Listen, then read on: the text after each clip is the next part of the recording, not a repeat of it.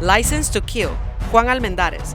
The Honduras water problem history, whether due to the abundance floods, tropical storm and hurricanes, or due to droughts and desertification, has been linked to the explosion for monocultures, banana, sugarcane, African palm, to mining extractivism, to the construction of dams, to the megatourism projects that have profoundly affected the life of the communities in their territories and the sources of water for human consumption, maritime food and agriculture production.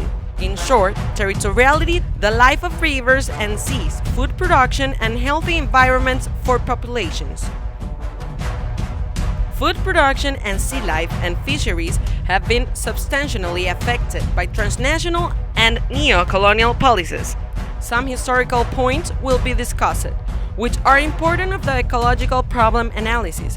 Since a century ago, the mining area near Tegucigalpa left part of the territory of Francisco Morazán with deep excavation, particularly in the area of San Juancito, Cantarranas, Valle de Ángeles, and the communities near of the most important water reserves for the capital, known as La Tigra National Park, which is one of the most beautiful and healthy areas nearby that even some call it Tegucigalpa lungs.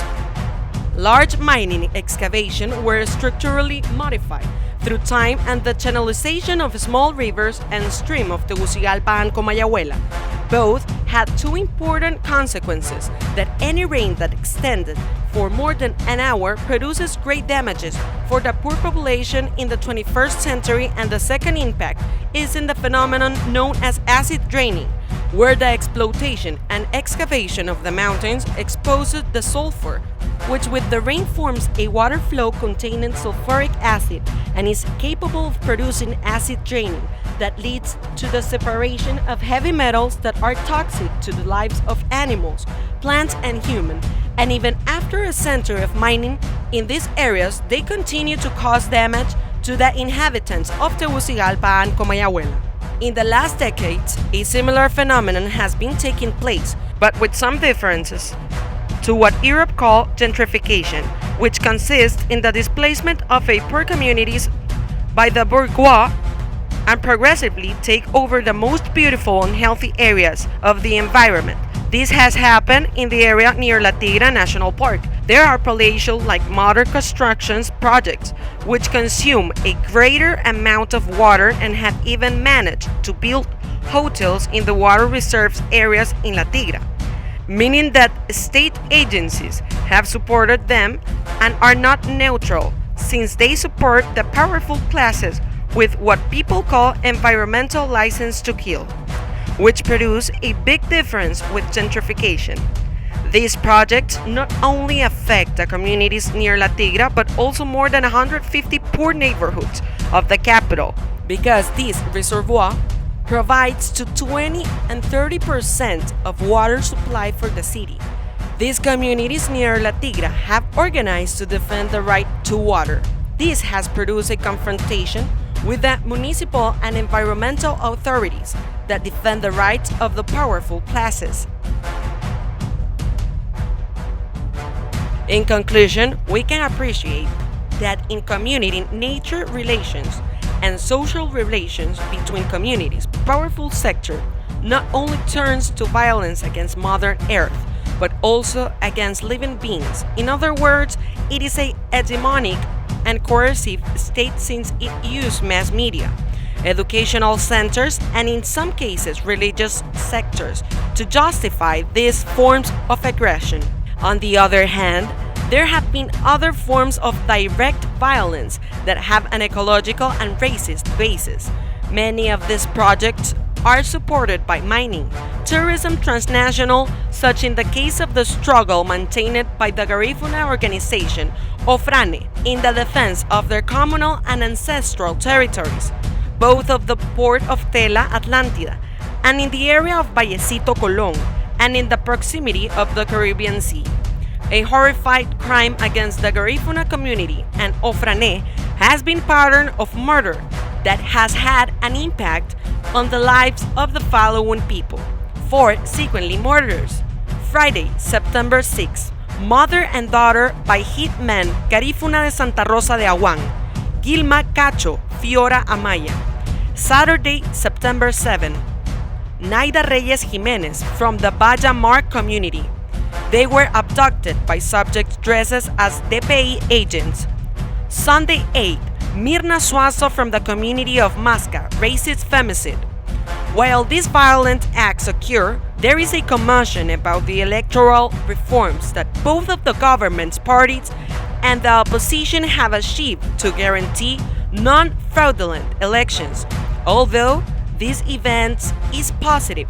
However, this discussion did not touch on the military aspect that supposedly guaranteed the elections but have been responsible for military coups and electoral fraud.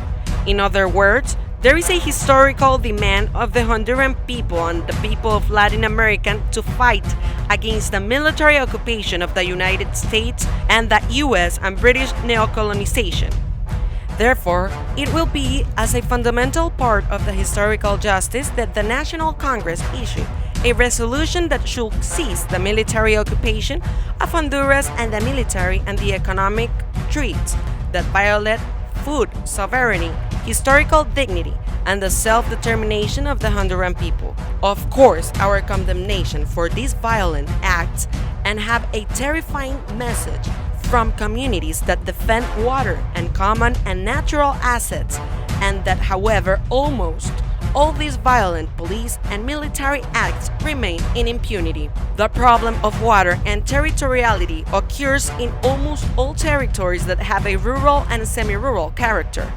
The one, which is an area characterized by the abundance of water, has been invaded by mining companies, agri-food plantation, drug traffic structures, multinational companies, and high U.S. military presence, and various sectors of the international police, hitmen and murders by the private company wards.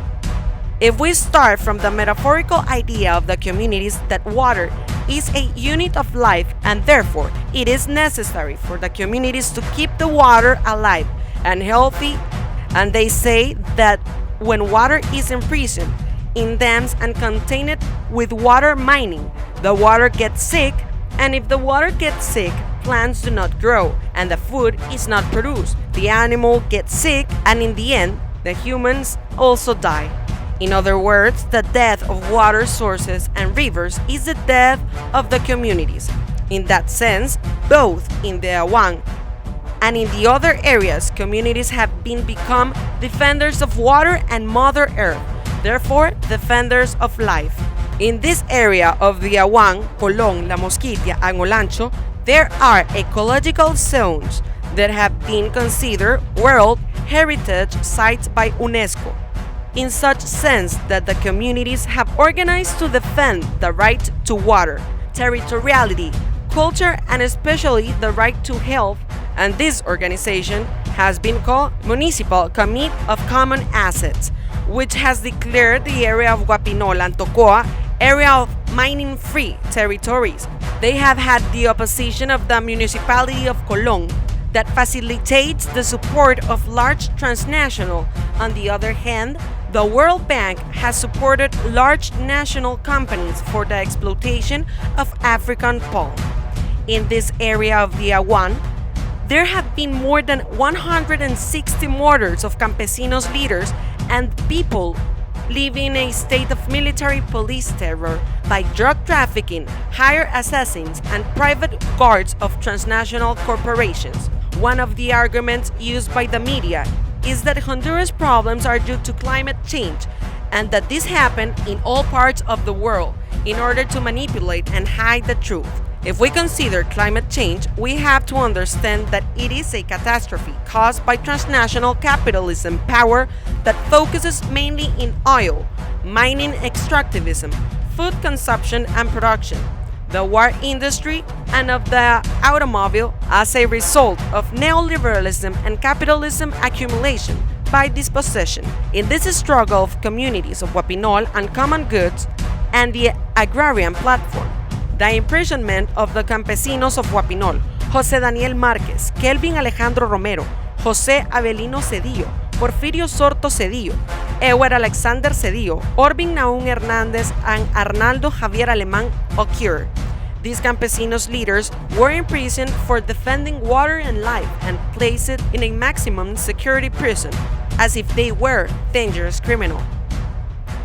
Global solidarity has begun for the liberation of the peasant leaders of Guapinol, who are in extreme danger, being subject to attack within the prison, and therefore, due to the torture they suffer, their lives and their families are in danger. Honduras is the country where the capitalism system and particularly the US military occupation and multinational policies have set the goal of establishing special development zones, where these companies will have all the rights and the abilities to abuse Hondurans' lives and have full autonomy to act without regulation by the state.